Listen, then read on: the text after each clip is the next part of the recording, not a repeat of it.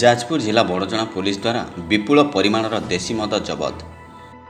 ଧାନ ବିଲରୁ 11ଟି ବ୍ୟାରେଲରେ ଥିବା 440 ଲିଟର ଦେଶୀ ମଦ ଜବତ କରାଯାଇଛି। ଏହି ଥାନା ଅନ୍ତର୍ଗତ ସିହା ପଞ୍ଚାୟତ ମଙ୍ଗରାଜପୁର ଗ୍ରାମରେ ଧାନ ବିଲ କାଦୁଅ ମଧ୍ୟରେ ଦେଶୀ ମଦ ଲୁଚାଇ ରଖିଥିବାର କୌଣସି ସୂତ୍ରରୁ ସୂଚନା ପାଇଥିଲା ବଡ଼ଜଣା ପୁଲିସ। ଥାନା ଅଧିକାରୀ ପ୍ରିୟବ୍ରତ ରାଉତଙ୍କ ନେତୃତ୍ୱରେ ଏକ ଟିମ୍ ଚଢ଼ାଉ କରି ଦେଶୀ ମଦ ଭର୍ତ୍ତି 11ଟି ବ୍ୟାରେଲ ଜବତ କରିଥିଲା, ଯେଉଁଥିରେ 440 ଲିଟର ଦେଶୀ ମଦ ଥିବା ପୋଲିସ ସୂଚନା ଦେଇଛି।